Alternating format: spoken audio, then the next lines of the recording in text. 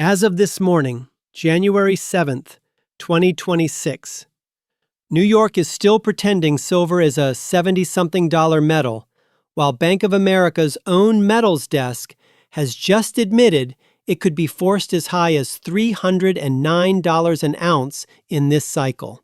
That is not a YouTube thumbnail. That is a line buried in a research note, a quiet, clinical sentence that changes everything.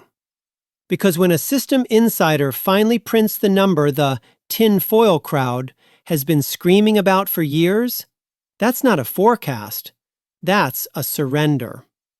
Here's the problem, prepared investor. Your phone is still showing you the spot price lie, 70-something on COMEX. Meanwhile, the exact same ounce is changing hands for meaningfully more in Shanghai, and physical coins in the real world are already living in the high 80s and 90s. That gap between digits on a screen and atoms in the hand, that's the disconnect. And disconnects of this size do not quietly heal themselves. They snap, like a hydraulic system hitting a hard stop. Pressure builds, nothing moves, and then something gives way all at once. Let's talk about what Bank of America just admitted out loud. They mapped the current gold price, ran the historical gold-to-silver ratios from 1980 and 2011, and the math backed them into a corner. At the old cycle lows in that ratio, silver does not stop at 80 or 100. The math spits out a band, roughly 135 to $309 per ounce. They cannot publish infinite bid in a research report, so they did the next closest thing. They printed a number that looks insane to the herd, but still just barely defensible in a risk meeting.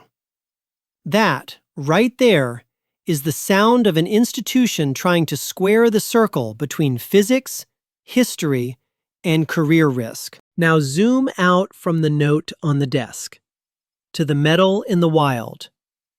While COMEX blinks in the high 70s, retail buyers are already paying double-digit premiums for 1-ounce coins.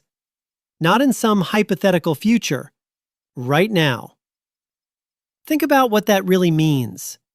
The paper system is screaming, 70-something! But the real world is calmly answering, 85, 90, 90 plus, or no deal. That premium is not a nuisance. It's a diagnostic tool. It's the pressure gauge on the side of the system. The higher it goes, the less honest the spot number becomes. This is where physics walks into the room and closes the door. We are not talking about a meme stock. We are talking about the primary industrial conductor in an electrified economy. Solar panels that lock silver away for 30 years. Power electronics in EVs that need contacts which do not weld themselves together. Defense systems that will not tolerate cheaper alloys when lives and guidance systems are on the line. You can tell a story about demand slowing, but you cannot negotiate with electrons. When the current wants to move, it chooses the path of least resistance. Literally.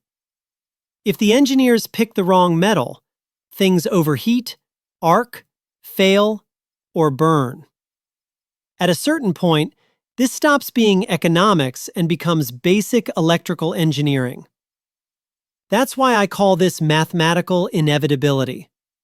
We have a finite above-ground stock of a metal that is monetary history in coin form, industrial blood in the circuitry, and now geopolitical ammunition in a currency war.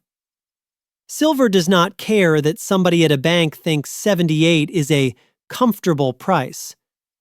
It cares that atoms are leaving vaults faster than miners can dig them, and that once those atoms are sprayed as microscopic vampire dust across billions of circuit boards, they're not coming back.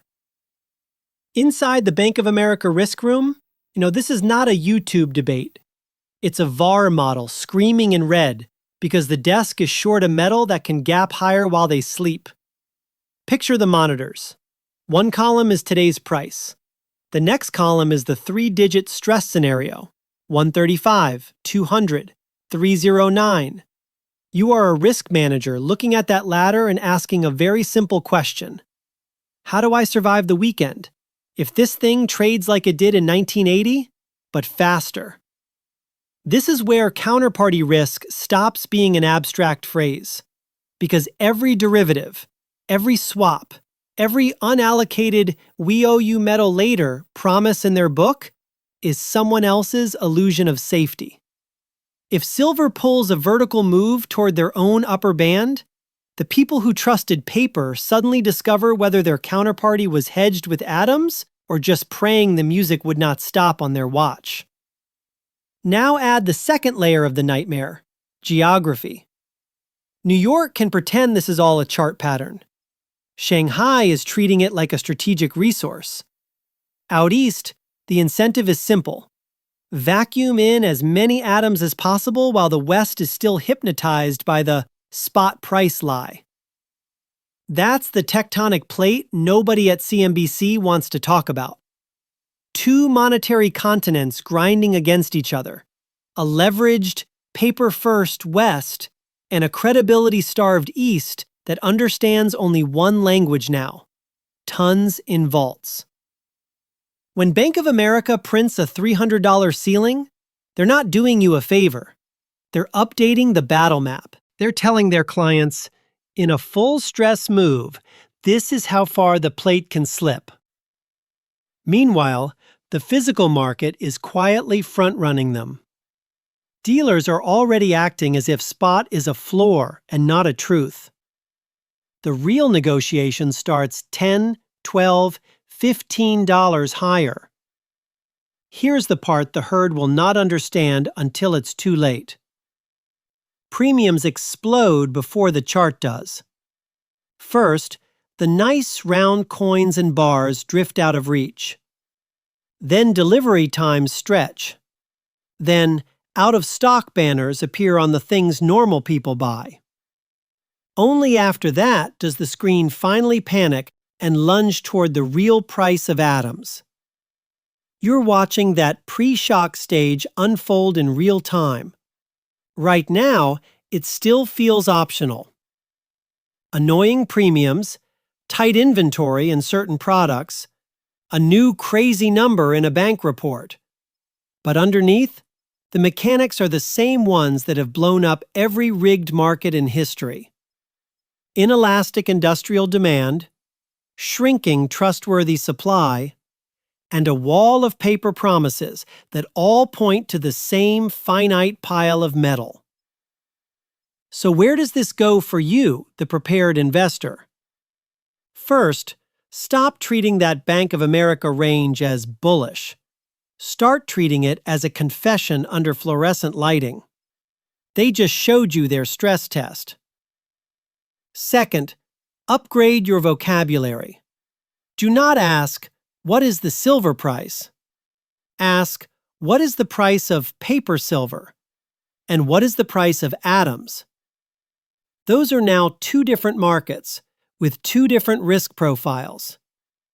Paper is convenience with maximum counterparty risk. It works beautifully until you discover that your exposure was actually your donation to somebody else's bailout. Atoms are inconvenient, heavy, taxable, annoying to store, and they do not care if a bank blows up at 3 in the morning. Third, think in ratios, not headlines. The question is not whether silver tags 135 or 309 on some terminal. The question is, against my local currency, against my energy costs, against my time and skills, how many units of future survival does each ounce represent? When you think like that, volatility turns from terror into opportunity. The herd will panic at every 20% drawdown. Prepared investors will remember that the system itself just volunteered a $300 stress marker, and they will quietly accumulate atoms while the casino argues about candles. I'm not here to tell you what to buy or how much. I'm here to show you the autopsy photos the system accidentally left on the table. A global disconnect between paper quotes and physical reality. A major U.S. bank validating 3-digit silver in plain text. And a physical market already behaving as if we're halfway there. You decide what to do with that. But whatever you choose, do it consciously. Do not let a risk manager in a glass tower decide, on your behalf, that your future exposure to real metal should be zero. Prepared investor? You now understand more about this market than 99% of the herd.